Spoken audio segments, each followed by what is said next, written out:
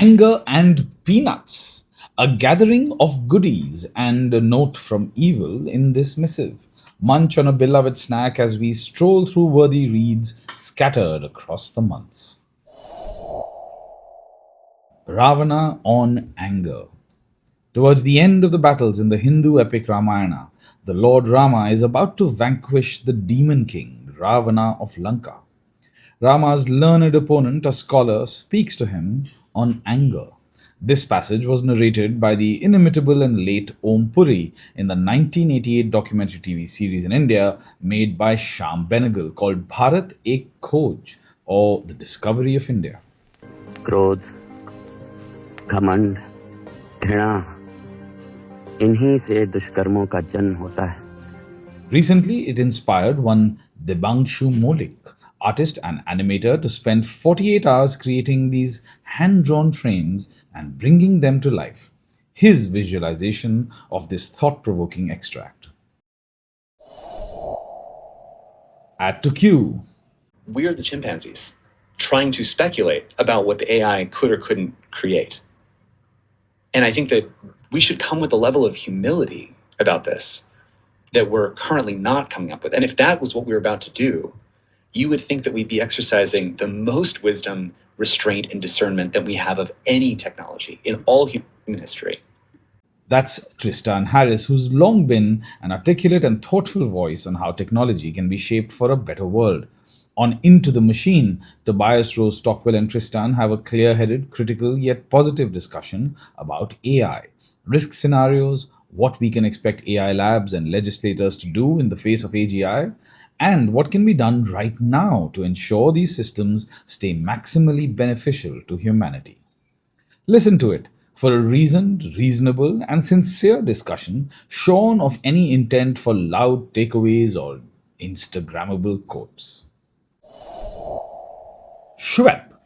Timothy Chalamet, fan obsessions, KFC, and WhatsApp all come together over at the Color Bar. This is a shout out for my newsletter, which swirls in the collision of content, creativity, media, and entertainment.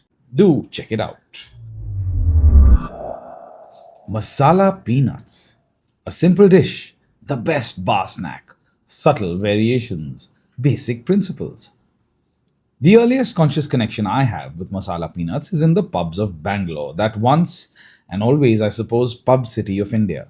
The spicy, tangy, crunchy bowl was an integral part of the table with draft beer. I say integral, though it usually disappeared pretty quick, as most of us attacked it with a rather disproportionate vigor. By no means is this fine snack ubiquitous in India, though. You are far more likely to find it south of the Vindhyas, as they say, in the watering holes of Mumbai or Bangalore, much less so in those resto bars of Delhi. And in years to come, I would start making this at home occasionally, sometimes just for my own sum, then for the odd cheery evening with friends, even finding it in the odd Singapore bar.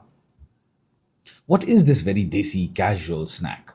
Some variation of chopped onions, tomatoes, green chilies, coriander, and squeezed lime with salt, tossed together with peanuts, of course.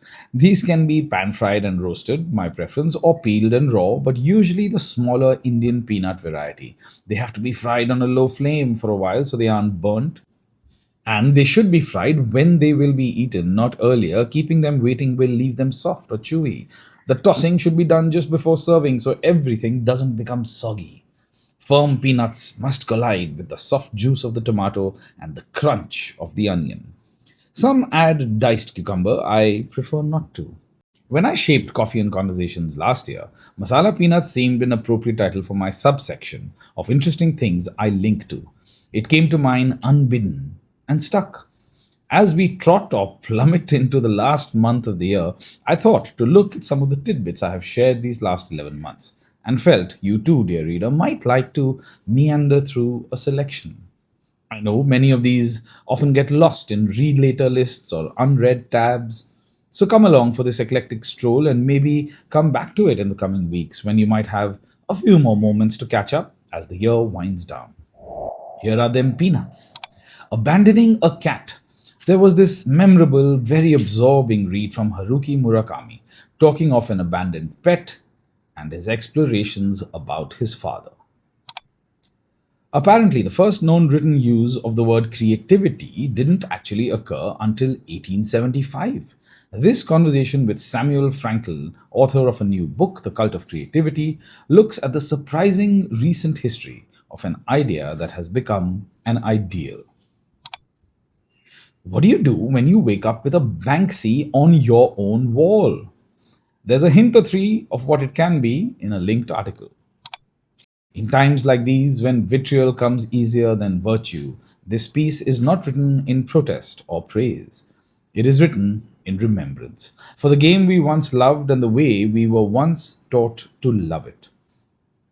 That's a quote from a wonderful piece in The Dawn, which was on Virat Kohli's retirement but managed to say a lot more. Meet the oldest woman in the world to practice the martial art of Kalaripattu. At 82, Meenakshi Amma still trains and performs. Elsewhere, a woman at the center of the Netflix documentary Con Mum was found and charged with fraud in Singapore. Quote, the victims only realized that they had been cheated after Hannah was featured in Con Mum, which became available on Netflix on the 25th of March. Enjoy Stranger Twins, a photography project of strangers who are doppelgangers. More strangers. People seem to want to talk and very often about really important things. In the article, The Openness of Strangers, we share some experiences of an award winning podcaster who speaks to strangers. Quote, it's not just the bots that are gaming the algorithms through mass amplification, it's also the algorithms that are gaming us. We are being subtly manipulated by social media. You may or may not have heard of bot farms and how they can manipulate internet traffic and social movement, but you should definitely read this piece. Quote, swap out spices and cotton for content and code, ships for servers, and you don't have to look hard to see the historical parallels. An excellent read from Nicholas Pickard on the parallels between the great AI race or empire building of our time with imperial conquests from times gone by. Talking of empires, Relooted was a new video game unveiled by South African video game studio Nyamakop. It asks you to repatriate African artifacts by looting Western museums. Is it stealing to take back what was stolen?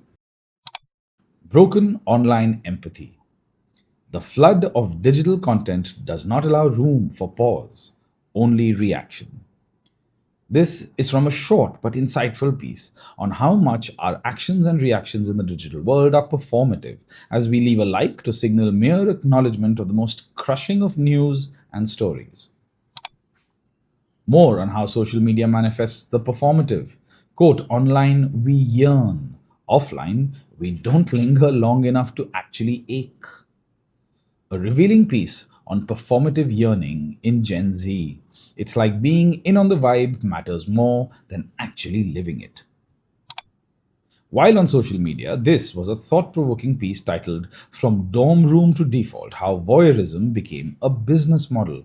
Christine Haskell looked through the lens of Meta's glasses to urge leaders to take on the privacy challenges it brings. She said, harms don't need villains, they require unquestioned defaults. In a system where attention is rewarded, safety drifts into feature, not flaw, and families, schools, and workers sit on the wrong side of the information asymmetry.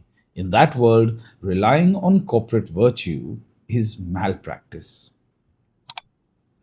A belt for carrying skipping stones, a pouch for a wine glass, or a bag for a watermelon? Yes, these niche products are, of course, from Japan, ludicrous and gorgeous all at once. Quote, but what does it mean for a machine to create something aesthetically pleasing? The machine is not pleased, it does not discern, it does not suffer from bad taste or thrill at sublimity. End quote. The march toward a world flooded with content created by large language models and generative AI continues. What value will such creations hold? I looked at it as I read Robert Salzman's What Cannot Be Said, a wonderfully articulated, thought provoking essay on how the human aesthetic experience and the approximation of it by AI are not the same thing. And maybe you could end with a little collection of where writers write. like G.B. Shaw, who said, "People bother me. I come here to hide from them." And a wonderful quote from nearly 200 years ago to finish and reflect on from Henry David Thoreau. Devote your attention to what you know in your heart of heart really matters.